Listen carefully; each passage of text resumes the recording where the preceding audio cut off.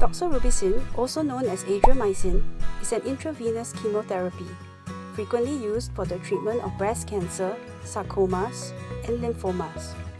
It is occasionally used for gynecological cancers, for example uterine and ovarian cancers.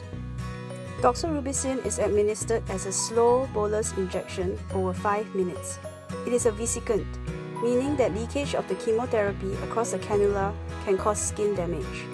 Therefore, great care is needed when inserting the intravenous cannula to prevent possible leakage. Doxorubicin is administered once every 3 weeks, or it might be administered on a 2-weekly schedule in a dose-dense fashion. Doxorubicin can sometimes be infused via a central venous catheter line as a very slow infusion over 72 hours. The side effects of doxorubicin include hair loss. This is usually complete and usually occurs 3 weeks after the first injection of chemo.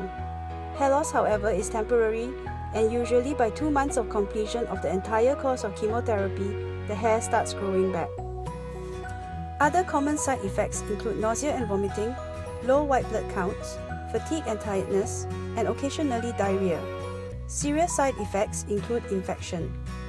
This is due to a weakened immune system that occurs due to doxorubicin's effect in reducing white blood counts. If you have a temperature of more than 38 degrees Celsius whilst you are on doxorubicin therapy, you need to inform your doctor. Sometimes, antibiotics may be given to you. Doxorubicin also has the potential to affect your liver enzymes and liver function. Therefore, it is important to inform your doctor if you have a history of liver disease. Most of the side effects of chemotherapy are short-acting, and typically 1 to 2 months after completion of the course of chemotherapy, the body recovers. However, doxorubicin has the potential to cause rare but long-term side effects. These include cardiomyopathy or heart failure. Heart failure tends to be permanent, but it is rare, occurring only in about 1 to 2% of people on chemotherapy. It is therefore important, if you have any risk factors, to assess and monitor your heart function using an echo scan or Muga heart scan before and possibly after administration of chemotherapy. Doxorubicin is also associated with a slight increased risk of leukemia. This is due to the mutagenic potential of doxorubicin on the bone marrow. The increased risk, however, is very small and estimated to be less than 1%. Doxorubicin chemotherapy is potentially teratogenic. If you are a female of childbearing age, it is vitally important to use contraceptives and avoid pregnancy during and after the time of chemotherapy. Preventative measures can be taken to reduce the side effects of chemotherapy. For example, white blood cell boosters can be administered to boost the production of white blood cells to reduce any chances of infection. Very importantly, these white blood cell boosters need to be administered 24 hours after the completion of chemotherapy to ensure adequate time for the washout of chemotherapy before boosting the white blood cell production.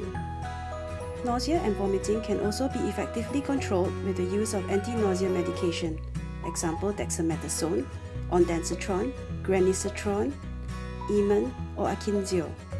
Some of these newer generation anti-nausea medications are highly effective, and it is not uncommon for many cancer patients to go through chemotherapy without feeling any significant nausea and to have no vomiting. Loss of hair can sometimes be prevented using a cold cap. This involves cooling the scalp using a cap that may be perfused by liquid coolant through a machine. Cold cap effectiveness is not 100%. 50 to 60% of patients undergoing cold cap during administration of chemotherapy may preserve enough hair to look relatively normal. Mucositis or mouth ulcers can be prevented by sucking ice chips during the administration of chemotherapy. Please note that the ice chips should be taken 5 minutes before and 10 minutes after the administration of chemotherapy. For more information on this chemotherapy, please consult your doctor.